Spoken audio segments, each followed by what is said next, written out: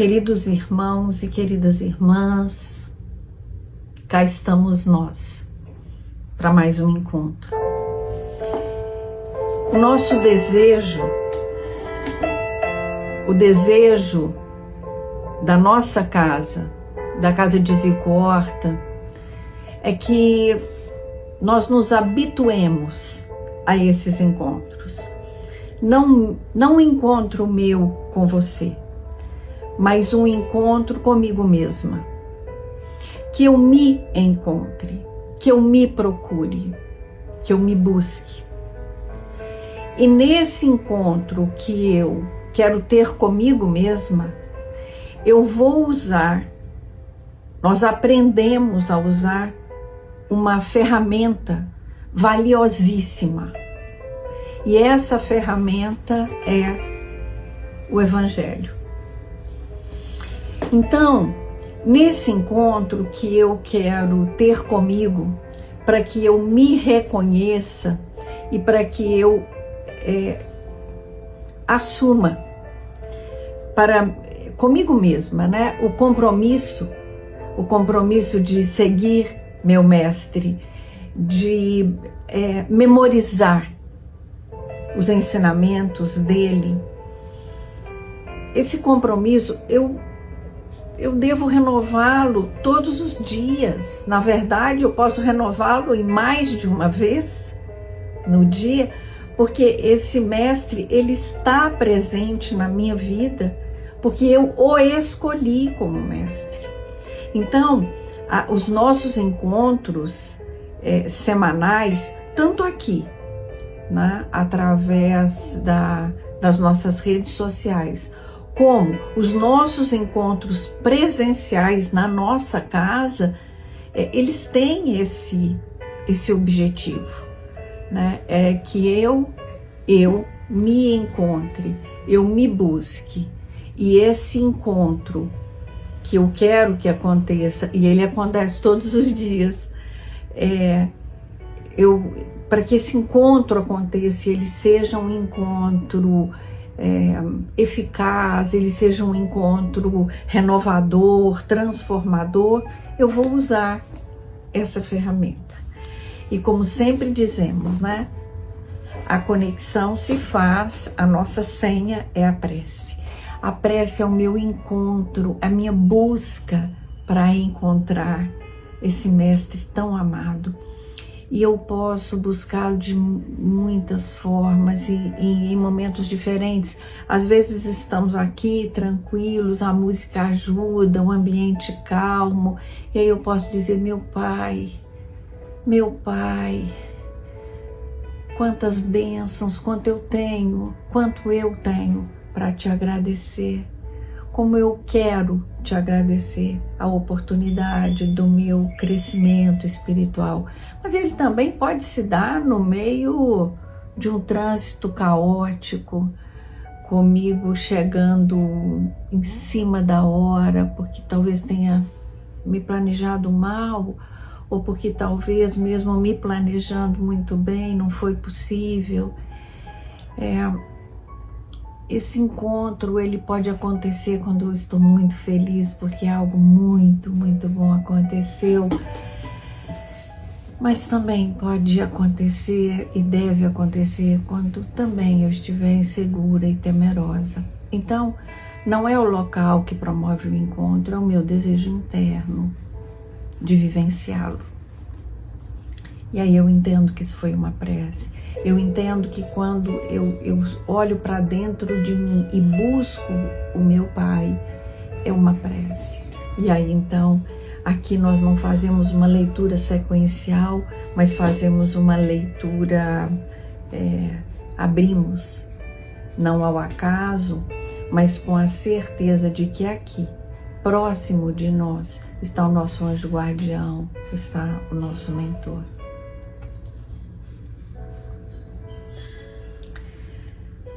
Não separeis o que Deus uniu. Esse capítulo, ele começa com uma citação de Mateus. esse capítulo, ele fala da indissolubilidade do casamento, ele fala do divórcio. Então vamos lá. Vamos ver o que nos diz Mateus. Os fariseus vieram ter com ele para o tentarem e lhe disseram: será permitido a um homem despedir sua mulher, seja qual for o motivo? E Jesus respondeu: não lestes que aquele que criou o homem desde o princípio os criou macho e fêmea?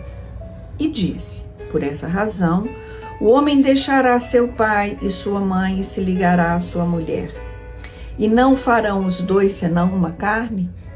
Assim, já não serão duas, mas uma só carne. Não separe o que Deus uniu. Por que então retrucaram eles? Ordenava Moisés que o marido desse à sua mulher uma carta de divórcio e a despedisse. E Jesus respondeu: foi por causa da dureza do vosso coração que Moisés permitiu que despedisseis vossas mulheres. Mas no começo não foi assim. Por isso, eu vos declaro que aquele que despede a sua mulher, a não ser em caso de adultério, e desposa outra, comete adultério. E aquele que desposa a mulher que outro despediu, também comete adultério. Está em Mateus capítulo 19, versículo de 3 a 9. Então, o que nós fazemos? Quando nós fazemos a leitura do Evangelho, nós precisamos compreender e lembrar que aquelas palavras ditas naquele momento, da nossa civilização, elas tinham um peso que é diferente de hoje, e isso não torna a lei de Deus mutável, porque a lei de Deus ela é imutável. A lei dos homens é que muda. E pensemos, o amor verdadeiro, ele se realiza com o outro, não é? Agora, o amor que é uma sensação de prazer, esse passa. Agora, o amor, sentimento, fica. É desse sentimento que Jesus está nos dizendo, que nós não separaremos aquilo que Deus uniu enquanto amor, enquanto o amor está ali presente. E também pensemos, o adultério, ele é a coroação da separação. A separação já existiu, porque se eu escolhi estar com outra pessoa, quando ainda eu tenho um vínculo aí eu já me separei. Então, quando esse adultério ele é descoberto, a separação já tinha acontecido. Então você está dizendo que é legal então tudo bem? Não tudo bem, porque todas as vezes que eu desconsidero o sentimento do outro, todas as vezes que eu desrespeito o sentimento do outro, eu estou traindo a lei, eu estou descumprindo a lei, porque a lei é de amor. A lei é: faça com o outro o que você gostaria que fosse feito a você. Então eu gostaria que uma pessoa que eu amo, ou uma pessoa que eu me dedico, ainda que esse amor tenha sofrido alterações pelo desgaste, pelo descuido, eu vou querer que essa pessoa faça isso comigo? Não. Mas então por que eu acho que eu posso fazer com o outro? Então Jesus, quando ele diz que Moisés lá atrás, ele falou uma coisa que era apropriada para aquele momento. Os corações eram tão duros que era melhor deixar que a mulher fosse, porque eles não tinham amor no coração para perdoar. Aquela cultura não permitia que isso acontecesse. Então, antes que aquela mulher sofresse ainda muito mais, deixe que ela vá. Até porque quanto mais eu faço o outro sofrer, mais aumenta a minha dívida. E esse pai que nós temos, ele é puro amor. Então, não separar o que Deus juntou é o que Deus nos deu. As convenções humanas, elas sofrem alterações de acordo com aquele momento que estamos vivendo. Agora, as leis de Deus não, elas são imutáveis. E o que Deus, o que faz com que eu me una a outra pessoa? O amor, o respeito, a certeza de que eu não sou perfeita, a certeza de que aquilo que o outro está fazendo mostra o degrau de evolução que ele está, assim como aquilo que eu faço mostra o degrau de evolução em que eu estou. E ao reconhecer que eu estou num degrau e às vezes a minha companheira, o meu companheiro está em outro degrau, eu digo, peraí, então eu só caminho com quem está no mesmo degrau? Será que eu não consigo conviver com essas diferenças? Será que as diferenças também não me auxiliarão nessa caminhada? Agora, se chega um momento em que a minha relação está de tal forma desrespeitosa, está de tal forma colocando em risco a minha integridade, não só física, mas espiritual, porque quanto mais raiva, quanto mais desgaste, quanto mais intolerância, menos amorosa eu sou. Nesse momento, nós entendemos que o risco é menor se houver a separação. Eu vou me separar, não dei conta de concluir aquela tarefa, ou aquela tarefa não deveria ser mesmo concluída, mas é melhor que eu me afaste, porque eu não estou dando conta. E se eu continuar ali, eu mais dificuldades e mais falhas e mais erros terei e cometerei.